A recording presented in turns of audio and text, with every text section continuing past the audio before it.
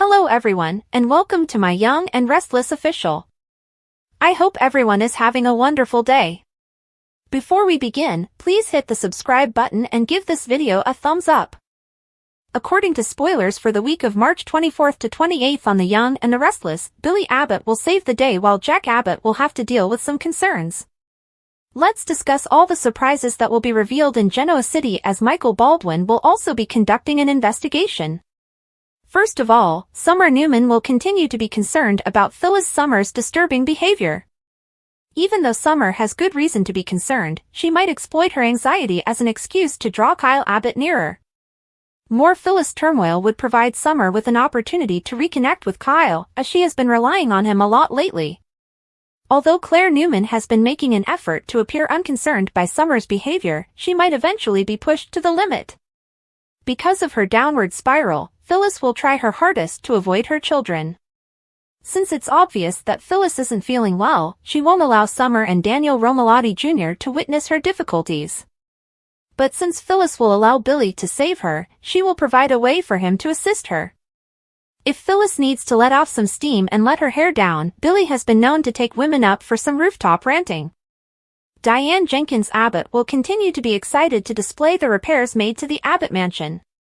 Although the precise day Diane will reveal the alterations has not yet been confirmed, she is still certain that Jack will enjoy the updates when they are presented. In the end, Jack's thoughts will be elsewhere because Tracy Abbott is going to raise some red flags. Tracy will make some unsettling connections and come to the conclusion that Alan Laurent might not be who he says he is. For another twin switcheroo, will Tracy suspect Martin Laurent is still alive? In any case, Tracy will be horrified by Alan's real identity and the danger her fiancé represents. Fans of YNR also disregard the security footage from the hardware store since Chance Chancellor is having it examined. Chance will receive a significant hint as to who purchased the equipment from the Captivity game when Alan eventually appears on the video. Conversely, Chelsea Lawson and Adam Newman will relish the intimacy of their love reunion. Chelsea and Adam will agree that this feels right now that they are sleeping together once more and will continue to embrace their new beginning. After Victor Newman makes references to his history with Aristotle Dumas at the athletic club, Michael will feel compelled to look into it. Victor will reveal some unsettling information and possibly even some regrets, since Michael will question him about his past interactions with Aristotle. Victor and Aristotle may be preparing for a future feud in GC, since it sounds like they have some animosity toward one another.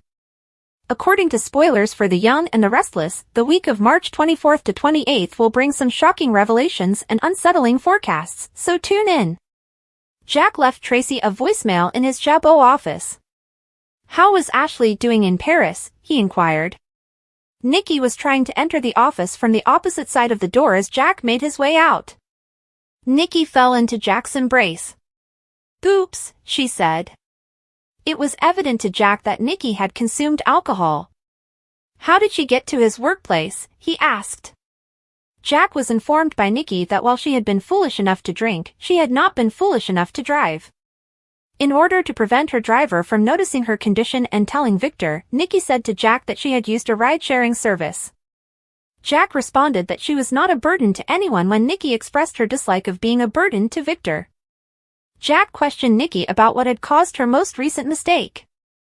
Jordan had been imprisoned at the South Post Women's Correctional Facility in Oregon when Nikki told him about the fire.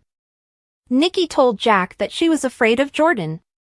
Jordan might have already reached Genoa City and was pursuing her, Nikki feared. She admitted to Jack that she had only intended to have one drink to make things better, but that it had the opposite effect. Jack commended Nikki for approaching him for assistance and without hiding anything. "Nikaki, you made the right decision." "Thank you for coming," Jack said to her. Nikki told Jack that she was feeling powerless and ashamed.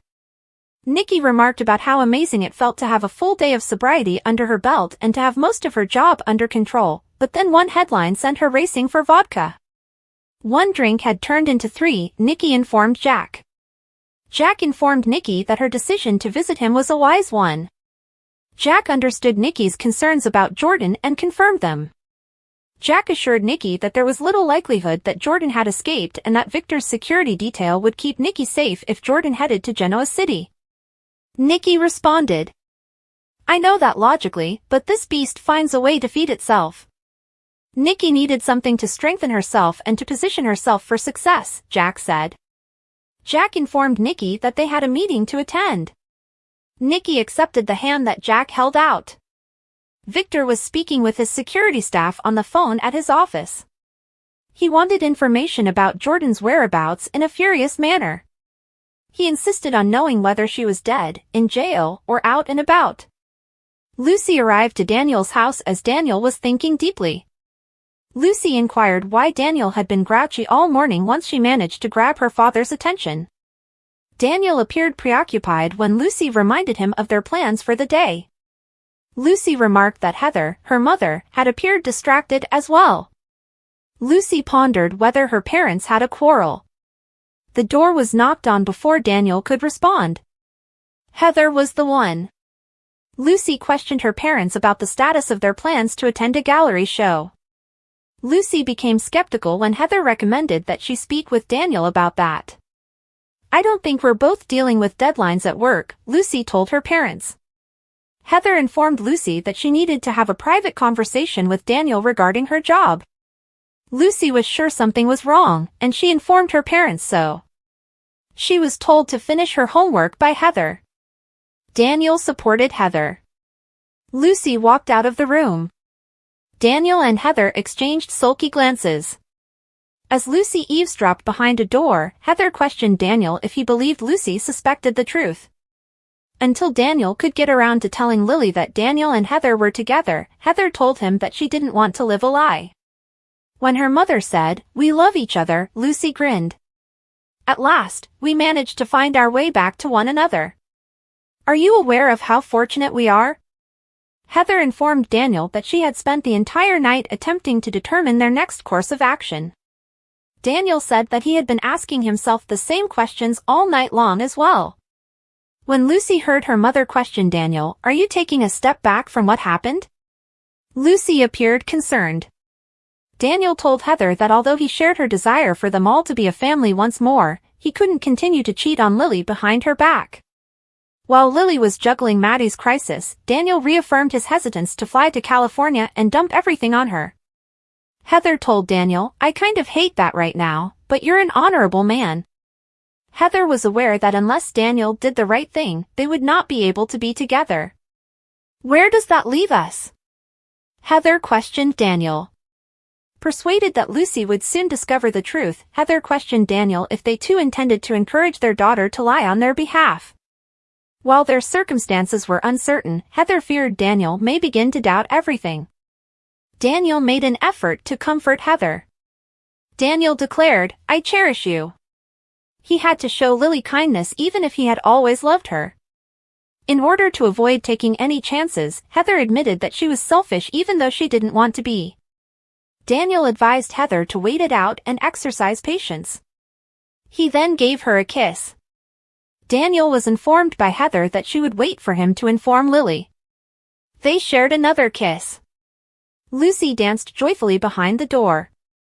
Daniel heard the door snap shut when Lucy's elbow struck it.